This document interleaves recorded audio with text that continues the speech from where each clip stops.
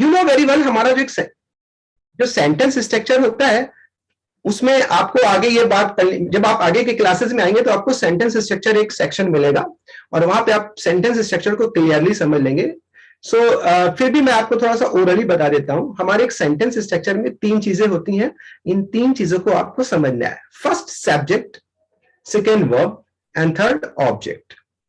Okay, subject, verb and object. Subject वो होता है जो मेन काम करता है, मतलब हम जिसकी मेन बात कर रहे हैं, ठीक है, वो हमारा क्या होता है, सब्जेक्ट होता है। वर्ब हमारा एक एक्शन होता है। फॉर एग्जाम्पल अगर कोई रवि नाम का लड़का है और वो कुछ काम कर रहा है, वर्क कर रहा है, जैसे वो पढ़ रहा है, तो ये जो पढ़ना रीड हुआ ये वर्ब हो गया। All action verbs are called verb, ठीक है, जितने भी मूवमेंट एक्शंस होते हैं। अभी आप बिल्कुल क्लियर समझ जाएंगे नाउन और वर्ब के बीच में डिफरेंस। और ऑब्जेक्ट जिसके लिए मैं वर्क करता हूं, फॉर एग्जाम्पल मैं एक पर्सन हूं और मैं अपने आप को क्या बोल रहा हूं, आई, और मैं मान लीजिए खा रहा हूं यानी ईट, और मैं क्या खा रहा हूं, मैंगो। सो आई ईट मैंगो। ये काम कौन कर रहा है, मैं कर रहा हूं, मींस मैं सब्जेक्ट हो गया। मैं क्या कर रहा हूं, ईट, खाने का काम कर रहा हूं, ये वर्ब हो गया। और मैं क्या खा रहा हूं, मैंगो, ये ऑब्जेक्ट हो गया। So object always come after verb, तो ऑब्जेक्ट को हमेशा हम लोग वर्ब के बाद यूज करते हैं। So now come to the main point. Noun हमारा क्या है, एनी पर्सन, प्लेस और थिंग, ये आप समझ चुके हैं। और इसकी एक सेंटेंस में जो प्लेस होती है, noun always comes in place of subject and object. यानी नाउन जो होगा एक सेंटेंस में हमेशा, वो तो प्लीज डोंट डू दिस, एक सब्जेक्ट में होगा या फिर एक ऑब्जेक्ट की प्लेस में होगा। और इस पूरे सेंटेंस स्ट्रक्चर को आप आगे के क्लासेस में बिल्कुल क्लियर समझेंगे। सेकेंड है प्रोनाउन। समटाइम हम लोग, जैसे आप अपना नाम लेते हैं या मेरा नाम लेते हैं, और कभी कभी हम लोग नाउन की जगह पे कुछ वर्ड्स यूज करते हैं। जैसे आप बार बार एक राजा नाम के लड़के या विनोद नाम के लड़का या आरती को बार बार नाम नहीं ले सकते हैं। सो उनकी जगह पे हम लोग ही या शी का यूज करते हैं। अपने लिए हम लोग क्या लगाते हैं, आई, और सामने वाले पर्सन के लिए हम लोग क्या लगाते हैं, you. So these are the words which use in place of noun. ये वो वर्ड्स हैं जो एक नाउन की जगह पे यूज होते हैं। सो इनको हम लोग क्या बोलते हैं, प्रोनाउन। सो ऑलरेडी आप लोग नाउन और प्रोनाउन के बारे में जान चुके होंगे वीडियोस में। Now verb, they are action words, ठीक है। अब एक हमारा सब्जेक्ट होता है और वो कोई ना कोई एक्शन करता है, ठीक, कोई काम करेगा। जैसे हम सब लोग हैं, हम लोग अपनी लाइफ में कुछ ना कुछ करते रहते हैं, पढ़ते हैं, खाते हैं, बोलते हैं, जाते हैं। सो ये जितने भी एक्शन वर्ड्स हैं, गो, कम, ईट, यानी जिसमें एक एक्शन हो रहा होता है, वो सब क्या होते हैं, वर्ब्स होते हैं। और इस एक्शन को, इस वर्ब को कोई ना कोई सब्जेक्ट करता है। सो नाउ हमारे सेंटेंस स्ट्रक्चर में जो वर्ब होती है वो एक्शन होती है, उस एक्शन को कोई नाउन करेगा या फिर कोई प्रोनाउन करेगा, ठीक है। यानी कोई नाउन या फिर कोई नाउन इस एक्शन को करता है। So that's why we need to know about part of speech. Part of speech के लिए जानना इसलिए जरूरी होता है क्योंकि ये पूरे सेंटेंस स्ट्रक्चर में ये वर्क करते हैं। सो नाउन एंड प्रोनाउन हमारे या तो सब्जेक्ट में आते हैं या ऑब्जेक्ट में आते हैं, और यही नाउन और प्रोनाउन होते हैं जो एक्शन करते हैं, यानी कि वर्ब एक्शन का काम करते हैं। सपोज दैट, मान लीजिए एक नाउन है, ठीक है, और उसका नाम मान लीजिए विनोद है, और वो फुटबॉल खेल रहा है, ठीक है। तो विनोद हमारा सब्जेक्ट हो गया और ये नाउन भी है, और वो क्या कर रहा है, खेल रहा है, यानी कि प्ले। प्ले हमारी क्या हो गई, वर्ब हो गई, क्योंकि इसमें एक एक्शन हो रहा है, वो खेल रहा है। और वो क्या खेल रहा है, फुटबॉल, वो हमारा ऑब्जेक्ट हो गया। And football also is noun. तो अगर आप गौर करेंगे कि विनोद प्लेज फुटबॉल, तो इसमें हमारा विनोद सब्जेक्ट है, प्लेज वर्ब है, और फुटबॉल ऑब्जेक्ट है। और इसमें हमारा जो नाउन है वो क्या है, विनोद है और फुटबॉल है, जो सब्जेक्ट और ऑब्जेक्ट की प्लेस में आया है। और इन दोनों के बीच में क्या आता है, वर्ब आता है। और प्रोनाउन जो होते हैं वो वर्ड्स होते हैं जो हम लोग कहां यूज करते हैं, नाउन के प्लेस पे यूज कर सकते हैं। तो pronoun are the words which use in place of noun, like I, you, he, she. So ये तीनों चीजें क्लियर है किसी सबको, वीडियोस में अगर आपने देखी होंगी या इनको लेकर कोई डाउट्स अभी मैं क्लियर कर लूंगा। फिलहाल मैं एक एक बार सबके बारे में बता देता हूं सो दैट आपका ये कॉन्सेप्ट बिल्कुल क्लियर हो जाए। So now come to but before मैं एडजेक्टिव के बारे में बताऊंगा, then I will tell you adverb, ठीक है। सो सीक्वेंस वाइज में हम आते हैं एडजेक्टिव्स में। अभी कोई नाउन होता है और उस नाउन को हमें डिस्क्राइब करना पड़ता है। सपोज दैट, मान लीजिए आपका कोई फ्रेंड है, ओके। अब उस फ्रेंड, वो फ्रेंड है, वो तो नाउन हो गया, क्लियर। बट आप उसके बारे में कुछ बताना चाह रही हैं कि जैसे कि वो इंटेलिजेंट है, या वो ऑनेस्ट है, या उसकी कुछ क्वालिटीज के बारे में आप डिस्क्राइब करना चाहती हैं। या जैसे मान लीजिए आपके पास एक मोबाइल है, उस मोबाइल की कुछ क्वालिटीज के बारे में डिस्क्राइब करना चाहती हैं। तो जो एडजेक्टिव्स होते हैं वो वर्ड्स होते हैं जो नाउन और प्रोनाउन की क्वालिटीज को डिस्क्राइब करते हैं। मतलब ये नाउन और प्रोनाउन के बारे में बताते हैं कि ये कैसा है।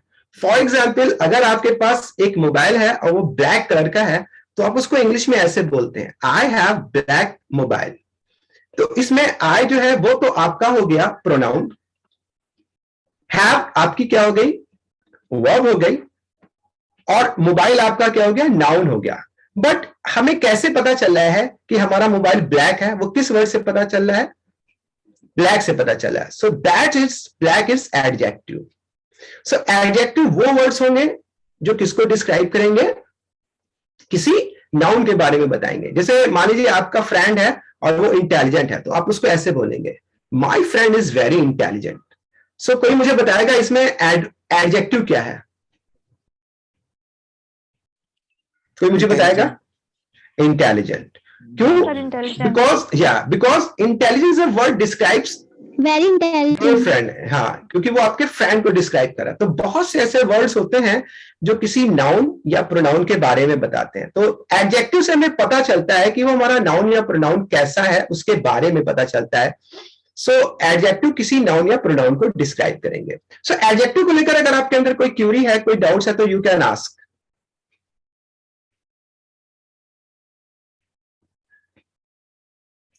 Anybody want to ask? No. Okay. I will take another doubts afterwards. So adjective क्या होगा? वो किसी noun या pronoun को describe करेगा। So once again, noun क्या होते हैं? जितनी भी place, ये सब noun for स्पेशली क्या है, स्पेशलिटीज क्या है नाउन की? नाउन की स्पेशलिटीज ये है कि आपको फिजिकली उसमें आपको अपने आसपास सब दिखाई देंगे, प्लेस, पर्सन, थिंग्स, ओके। इसके अलावा कुछ फीलिंग्स जो नहीं दिखाई देती वो भी नाउन आते हैं, मटेरियल, गोल्ड, सिल्वर, और इन सब के नेम, ये सब किसकी कैटेगरीज में आते हैं? नाउन की कैटेगरीज में आते हैं। और प्रोनाउन जो होंगे वो वर्ड्स होंगे जो नाउन की जगह पे यूज होंगे।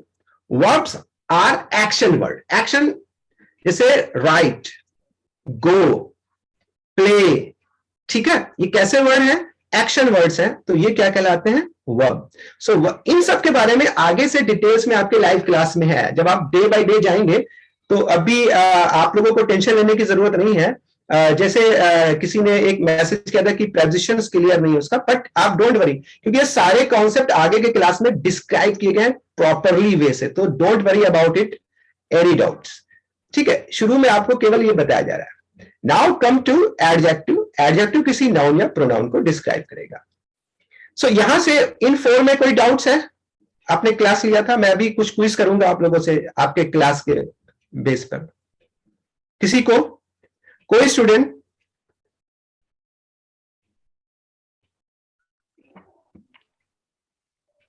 ओके नाउ, या okay, come to adverb. So what is adverb? It's name indicate, इसका नेम ही इंडिकेट करता है एडवर्ब। देखिए, एडवर्ब और एडजेक्टिव में डिफरेंस क्या है? एडजेक्टिव जो होगा वो किसी नाउन या प्रोनाउन को डिस्क्राइब करेगा, बट एडवर्ब जो होगा वो एक वर्ब को डिस्क्राइब करेगा, मतलब वर्ब के बारे में बताएगा। और बहुत से बच्चे इसमें कंफ्यूज होते हैं एडवर्ब को लेकर और एडजेक्टिव को लेकर। तो आज मैं उनकी एक कंफ्यूजन बहुत इजीली वे में दूर करता हूं। फॉर एग्जाम्पल, मैं आपको 2 एग्जाम्पल देता हूं और मुझे बताइएगा कि ये एडवर्ब है या एडजेक्टिव है। The first example is that he works hard. He works hard. तो यहां पर ही वर्क्स हार्ड में जो हार्ड वर्ड आया है, ये एडवर्ब है या एडजेक्टिव है? Adverb sir. Adverb sir. Adverb है, बिकॉज ये ही को नहीं डिस्क्राइब कर रहा है कि वो हार्ड है, बल्कि हाँ, या ये उसके वर्क को डिस्क्राइब कर रहा है कि वो कैसा काम करता है, हार्ड वर्क करता है। That's why hard is an adverb, ठीक है। बट अगर मैं ऐसे बोलता हूं कि he is hard worker, hard worker, he is hard working boy. तो यहां पे जो हार्ड आया है वो एडजेक्टिव आया है, क्योंकि वो ही को डिस्क्राइब कर रहा है। एक और एग्जाम्पल से मैं आपको इसको समझाता हूं। For example, she is a beautiful singer. Okay, so now in this case what is beautiful? Beautiful क्या है? एडवर्ब है कि एडजेक्टिव है? एडजेक्टिव। एडजेक्टिव, सिंपल, क्योंकि वो किसको डिस्क्राइब कर रहा है? शी को। कैसे हमें पता चल रहा है वो कैसी सिंगर है? She is beautiful singer. But अगर इसी सेंटेंस को मैं ऐसे मूव कर दूं, शी सैंग ब्यूटीफुली, शी सैंग ब्यूटीफुली, मतलब उसने कैसा गाना गाया? ब्यूटीफुली। तो यहां पे जो ब्यूटीफुली वर्ड है वो क्या है? एडवर्ब। एडवर्ब। एडवर्ब है, बिकॉज ये किसको डिस्क्राइब कर रहा है? ये शी को नहीं डिस्क्राइब कर रहा है, बल्कि उसके गाने को बता रहा है कि कैसा उसने गाया। उसने कैसा गाया? ब्यूटीफुली गाया। तो एडवर्ब और एडजेक्टिव में ये डिफरेंस होता है कि जो एडवर्ब्स होंगे वो किसको डिस्क्राइब कराएंगे? करेंगे वर्ब को, एंड एडजेक्टिव्स जो होंगे वो किसको डिस्क्राइब करेंगे? नाउन और प्रोनाउन को। There is a major difference among them, so in between them, sorry. So adverb और एडजेक्टिव में जो डिफरेंस है वो ये है। सो आई थिंक ये डिफरेंस आपका क्लियर हो गया होगा। कि अगर भी डाउट है तो मैं इसे क्लियर कर सकता हूं। नहीं सर, क्लियर है। क्लियर है? Now come to the next. Now, what is prepositions? Next come है preposition. So prepositions क्या होते हैं? These are very important part of speech. क्योंकि sometime हमें एक सेंटेंस के अंदर एक नाउन का दूसरे नाउन से रिलेट करना होता है, और इसके नाम से ही जाहिर है prepositions, मतलब प्रीपोजिशन, पहले से इसकी एक पोजिशन। इसको एक इजी वे में समझते हैं। फॉर एग्जाम्पल, मैं आपको एक एग्जाम्पल देता हूं और मैं बोलता हूं Ravi is in the room, Ravi is in the room. इस सेंटेंस में हमें किस वर्ड से पता चला है कि रवि रूम में है? इन से। इन। अब अगर आपको प्रीपोजिशन की ताकत और उसकी पावर के बारे में पता करना है तो इनको हटा दीजिए, इनको रिमूव कर दीजिए। अक्सर प्रीपोजिशन के बारे में लोग ये कहते हैं कि ये तो इतने छोटे छोटे से होते हैं, इनका मीनिंग पर क्या असर पड़ता है, बट नो, ये जान लीजिए कि दे आर वेरी इंपॉर्टेंट। अब अगर आप इनको हटाएंगे तो हमारा सेंटेंस क्या बनेगा? Ravi is room, Ravi is the room. हाँ, सिर्फ एक इन हटाने से पूरे सेंटेंस में चेंज आ गया कि नहीं आ गया? Now see the position of various preposition. अब मैं आपको एक एग्जाम्पल के थ्रू अलग अलग प्रीपोजिशन की पोजीशन दिखाता हूं और आपको बिल्कुल क्लियर समझ में आ जाएगा कि what is prepositions. Now first, Ravi is in the room, in हटाइए, ऑन लगा दीजिए। Ravi is on the room. Now the position is change. अब क्या है? रवि रूम के ऊपर है। Ravi is on the room, ठीक है ना? अब मान लीजिए हम ऑन हटा देते हैं, अंडर लगा देते हैं, तो Ravi is under the room, room के नीचे है। अंडर हटा देते हैं, बिहाइंड लगा देते हैं। Now Ravi is behind the room, room के पीछे चला गया। बिहाइंड हटा देते हैं, इन फ्रंट ऑफ लगा देते हैं, तो Ravi is in front of the room. मतलब so see the magic of prepositions. आपने प्रीपोजिशन का मैजिक देखा? जो ये छोटा सा प्रीपोजिशन होता है वो अगर एक भी हम हटा दें और एक भी अगर हम गलत लगा देते हैं तो पूरे सेंटेंस की मीनिंग को क्या करेगा? चेंज करेगा। यहां पर आप इसके नाम से ही सोच लीजिए प्रीपोजिशन। मतलब जैसे जैसे मैं प्रीपोजिशन को चेंज कर रहा हूं, रवि की पोजीशन चेंज होती चली जा रही है। हो रही है कि नहीं हो रही है? So that's why we need prepositions in a sentence in proper way. इसीलिए हमें एक सेंटेंस के अंदर एक प्रीपोजिशन को प्रॉपर वे में लगाने की जरूरत होती है। सो इन केस अगर हम प्रीपोजिशन गलत लगाएंगे तो हमारे सेंटेंस में एक नाउन से दूसरे नाउन की पोजीशन या एक नाउन से दूसरे नाउन के बीच जो रिलेशन है वो डिस्टर्ब हो जाएगा। Clear? Yes sir. Yes sir. Yes sir. Okay. So now we have cleared noun, pronoun, verb, adverb, adjective and now preposition. अब ये सब तो आपके ऑलरेडी पहले से आपने देखे होंगे। So now conjunction. What is conjunction? जैसे preposition होता है, एक सेंटेंस से एक सेंटेंस के अंदर दो नाउन को या प्रोनाउन को आपस में रिलेट करता है, वैसे ही सम टाइम कभी कभी हमें दो सेंटेंस को आपस में जोड़ना होता है। अच्छा, एक बात बताइए, आपको अगर मैं दो कॉपीज दूं और मैं कहूं कि आप इन दो कॉपी को एक कॉपी में कन्वर्ट कर दीजिए, तो आप कैसे करेंगे? आप उसमें कुछ ना कुछ तो यूज करेंगे ना, कि उसको ऐसे ही रख देंगे, एक ही में मिला देंगे?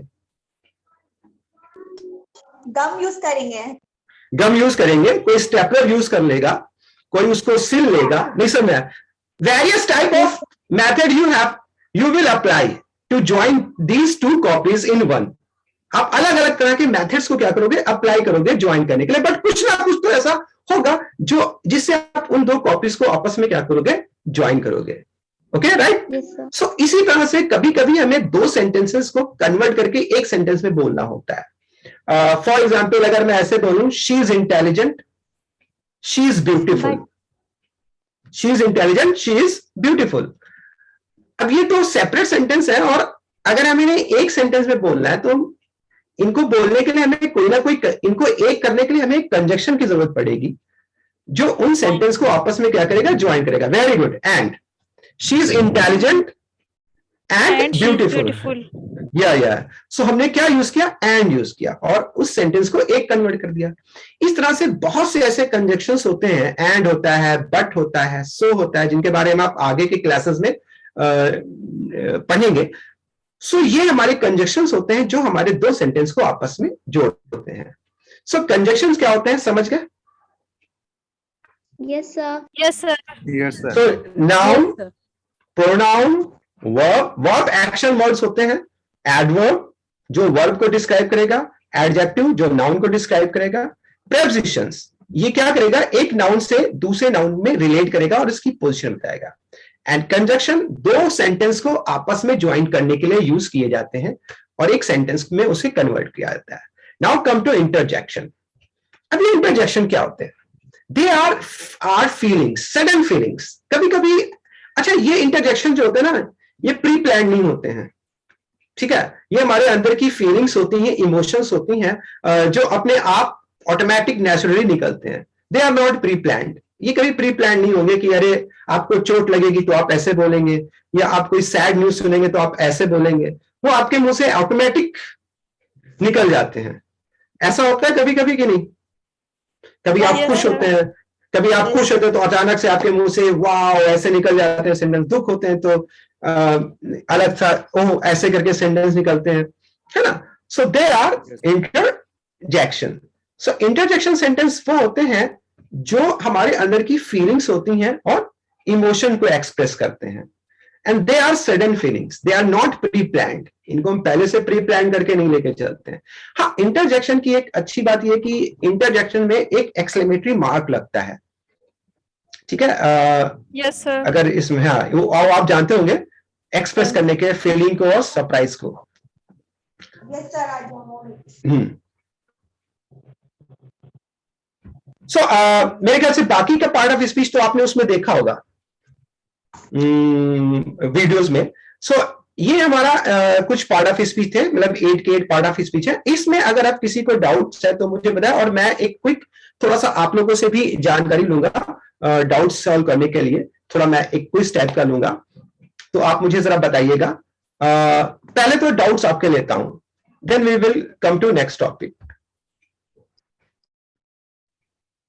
Anybody want to ask anything or anybody want to clear their doubt? His doubt? Yes, sir. एक डाउट Yeah, है yeah. मेरे को, एडवर्ब और एडजेक्टिव में और प्रेपोजिशन, इन तीनों का अभी तक क्लियर नहीं हुआ है थोड़ा सा। Please name, please. Mani Singh sir. अच्छा, Mani Singh. Once again, I Yes. am going to tell you about adverb, adjective and preposition. Preposition का तो मैंने एक बहुत अच्छा एग्जाम्पल दिया था शायद। हाँ, वो अच्छा, दिया था सर। हाँ, उससे आप समझ जाइए। अच्छा, अभी यहाँ पर ये केवल इंट्रोडक्टरी तौर पे है, क्योंकि आगे के क्लासेस में इन सब के बारे में डिटेल से है। सो डोंट वरी अबाउट इट। फिर भी मैं आपको बता देता हूं। नाउ एडवर्ब, एडवर्ब जो होंगे वो किसी वर्ब को डिस्क्राइब करेंगे, ठीक है? जैसे कि एग्जाम्पल के तौर पे आप ये बोल, अगर आप कोई चीज, जैसे आप बोलते हैं कि I went quickly, okay, I went quickly, तो यहां पे जो क्विकली है वो किसको डिस्क्राइब कर रहा है? आप क्विक है या आपके जाने को डिस्क्राइब कर रहा है? जाने को डिस्क्राइब कर रहा है सर। यानी कि वेंट को, यानी कि गो को, यानी कि वर्ब को डिस्क्राइब कर रहा है। That's why Yes, sir. Quickly हमारा एडवर्ब है। और एडवर्ब जो होते हैं उसमें अक्सर ज्यादातर में एलवाई लगा होता है, क्विकली, ब्यूटीफुली, बट सब में ऐसा Yes, नहीं sir. होता है। और एडजेक्टिव जो होगा वो किसी नाउन को डिस्क्राइब करेगा। जैसे आप बोलेंगे आई एम वेरी क्विक, अब ये Okay. जो क्विक है वो किसको डिस्क्राइब कर रहा है? मुझे डिस्क्राइब कर रहा है। सो Noun दैट्स को। Why quick is an adjective. Okay. Clear? Adjective जो होगा वो नाउन को डिस्क्राइब करेगा और एडवर्ब जो है वो वर्ब को डिस्क्राइब करेगा। वर्ब को डिस्क्राइब करेगा। हाँ, Yes, sir. और प्रेपोजिशन जो होते हैं वो एक सेंटेंस के अंदर एक नाउन का दूसरे नाउन के बीच में एक रिलेशन बनाते हैं, पोजीशन बनाते हैं। जैसे मैंने भी आपको एग्जांपल दिया था, ये इन, ऑन, टू, ऑफ, बहुत से होते हैं, अबव, अंडर, ये सब क्या है? प्रेपोजिशंस हैं।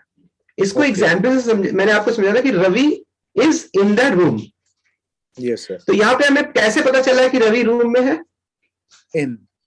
इन से। तो इन इज ए प्रेपोजिशन जो रवि की पोजीशन को बता रहा है। बट अगर हम इन Yes. को हटा के ऑन कर देंगे तो रवि की पोजीशन चेंज हो जाएगी। Yes. अब वो क्या हो जाएगी? Ravi is on the Room. Room. On हटा के अंडर कर देंगे तो Ravi is under the room, मतलब Room. रूम के नीचे है।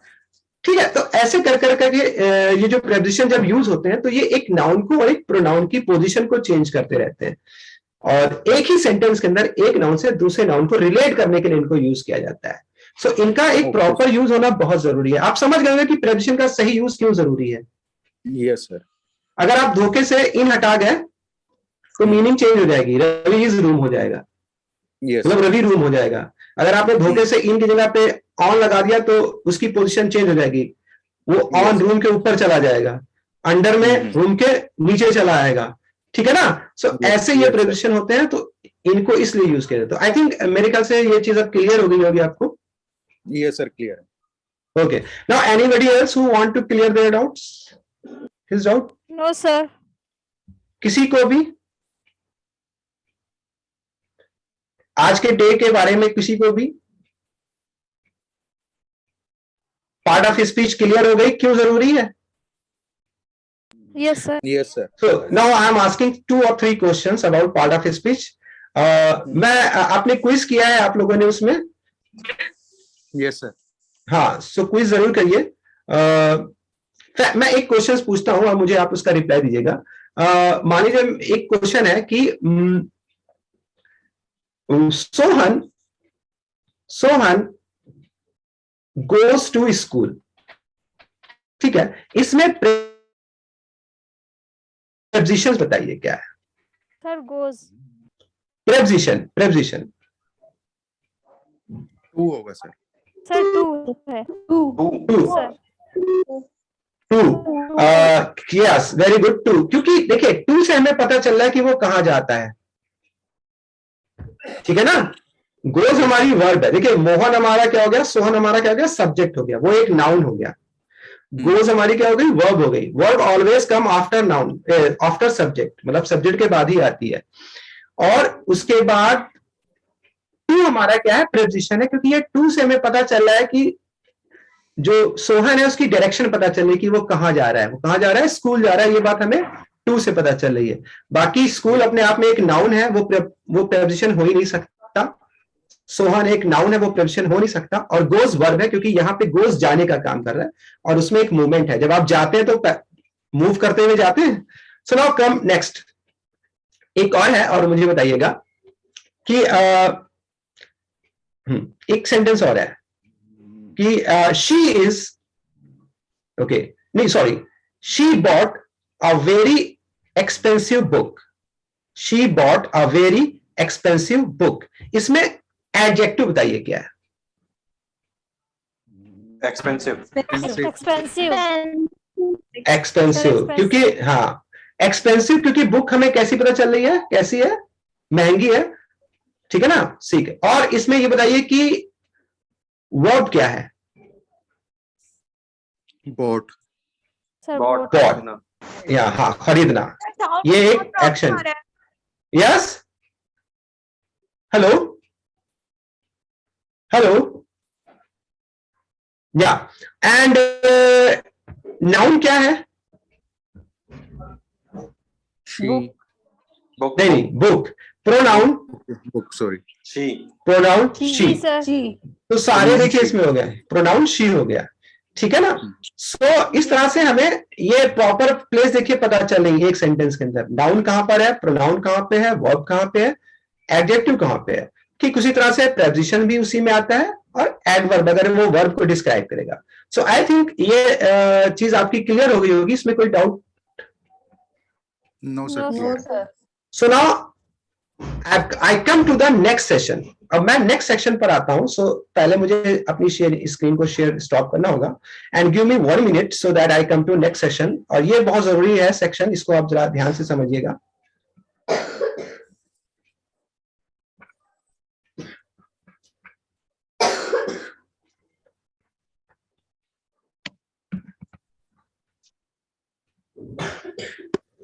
No, sir. Yeah, but give me 1 minute, only 1 minute.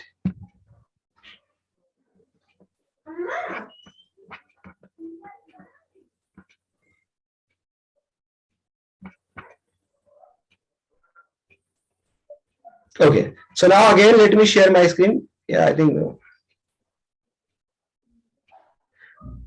so. Please, guys, all the students, please try to speak. Okay.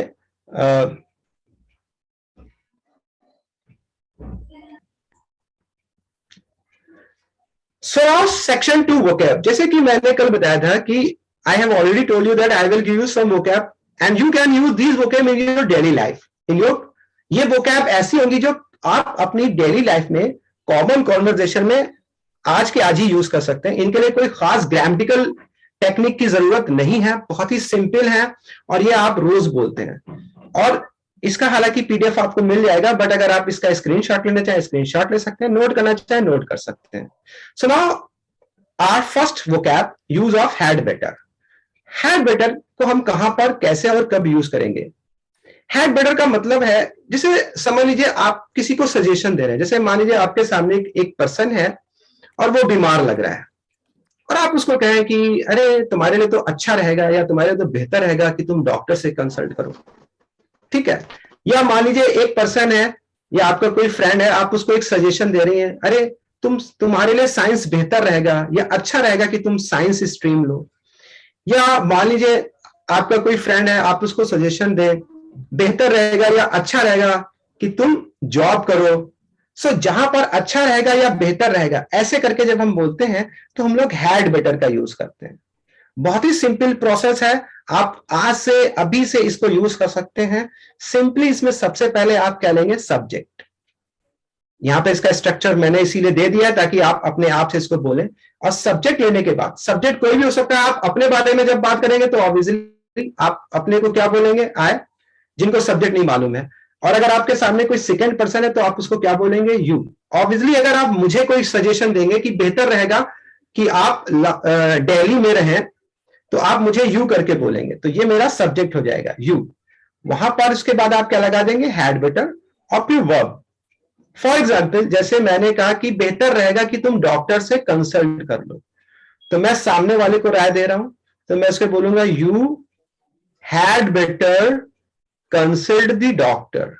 मतलब बेहतर रहेगा कि तुम डॉक्टर से कंसल्ट कर लो. मान लो मैं किसी को राय दे रहा हूं कि बेहतर रहेगा कि तुम दिल्ली में रहो, मतलब अभी यहां ना हो, तो अब वो कोई थर्ड पर्सन है तो आप उसको ऐसे बोलेंगे, शी हैड बेटर. मतलब कोई थर्ड पर्सन है उसकी बात करेंगे, अरे उसके लिए तो बेहतर है या उसके लिए तो अच्छा है, शी हैड बेटर स्टे इन दिल्ली, कि वो दिल्ली में रहे. सो ऐसे करके आप कोई भी सेंटेंस बोल सकते हैं. जैसे you had better choose science stream, you had better do any job, you had better do any business, you had better stay in village. ऐसे करके आप किसी भी तरह के सेंटेंस को इजीली बोल सकते हैं. बेहतर रहेगा कि तुम यहां बैठो, you had better sit here, ऐसे भी बोल सकते हैं. सो इसमें कोई कंफ्यूजन है? और मैं अभी थोड़ा एक एक करके ये सेंटेंस आप लोगों से सुनना चाहूंगा. Lakshmi, please give me one example of, Okay, sir. try to speak. Listen, this is subject. Suppose that आपके सामने कोई है तो आप उसको क्या बोलेंगी, you. You. ओके उसके बाद क्या लगाएंगी हैड बेटर, तो आप क्या बोलेंगी यू हैड बेटर। Better. और अब जो उसको सजेशन देना है यू हैड बेटर, अगर आप उसको खाने को कह रही है कि Stay in पोटैटो home. खाओ या Stay in home. हाँ या यू Corona position. हाँ you had better stay in, very good Rashmi, very good example, you had better stay in room, very good. Now anybody else want to give example? Gauri,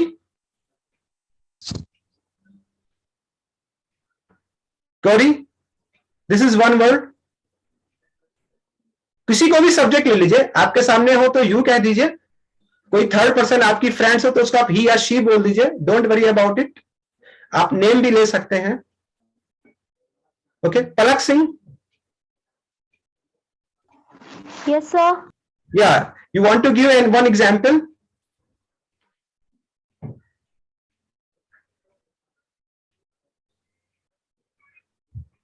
Anybody else want to give example? Yes, sir. You Yeah, had better join the class. या very good very good, very बेहतर रहेगा कि तुम class को क्या करो, join करो। That's, देखिए ये ऐसे सेंटेंसेस हैं, ऐसे वोकैब जिनको आप अभी से यूज कर सकते हैं। No need to know extra grammatical knowledge, इसके लिए कोई ग्रामेटिकल नॉलेज की जरूरत नहीं है, बेसिक से है, इनको आप डेली कॉन्वर्जेशन में यूज करेंगे। सो मैं ऐसी ही वोकैब दूंगा जो आप डेली कॉन्वर्जेशन में आज से अभी से यूज करेंगे, ठीक है? Anybody else want to give Yes, example? sir. या Yes, sir. Yes, sir. या yes, You had to better read the book. Very good very good very good very good very good, Thank you, sir. Welcome. सो इस तरह से आप had better का use कर सकते हैं। I think had better clear हो गया सबको? Yes, sir. Sir Yes, sir. या do you have any doubt? हाँ ओके। सर हैड बेटर का मतलब ये क्वेश्चन है मेरा टेंसेस के ऊपर कि ये प्रेजेंट को नहीं एक्चुअली में these are not tense type of sentence, ये वो चीज नहीं है जो आप Okay. समझ रहे हैं। ये हम लोग Yes, sir. ये एक जो होती है अलग से यूजेस होते हैं जो हम लोग डेली कॉन्वर्जेशन में यूज करते हैं। Okay, स्टिल आप इसको सर्च कर दे सकते हैं। So don't worry about it. Tense वेंस को लेकर आप बिल्कुल भी टेंशन ना लीजिए, इनको हम लोग Okay. प्रेजेंटली डेली कॉन्वर्जेशन में इस कंडीशन में इसको यूज करते हैं, ठीक है? Okay, sir. इनको टू वर्ब फ्रेजल बोला जाता है। वर्ब फ्रेजल ये फ्रेज होते हैं, ठीक है? Okay, sir. हाँ they are not come in categories of tenses, ये फ्रेज होते मतलब हैं। मैंने हाँ। सोचा जैसे हैज हैव और हैड को हाँ नहीं उस तरह का नहीं है, उस तरह का नहीं है। They are phrases, word phrases होते हैं। जी तो आप इनको विदाउट एनी डाउट यूज कर सकते हैं इस सिचुएशन में जो मैंने आपको बताई है। Okay yes sir okay so अगर ये क्लियर हो गई है तो मैं नेक्स्ट उस पे आऊं। The next Yes, vocab, sir. Two vocab, मैं 2 वोकैब्स पर डे दूंगा और आप उनको आज से अभी से यूज करना शुरू कर वी के देंगे। साथ में हैड बेटर लगेगा क्या? सब में all the I have describe subject and had better. अगर कुछ ऐसा होता तो मैं यहाँ पे डिस्क्राइब कर देता। आप सब सब्जेक्ट के साथ हैड बेटर लगाएंगे, कोई भी सब्जेक्ट हो।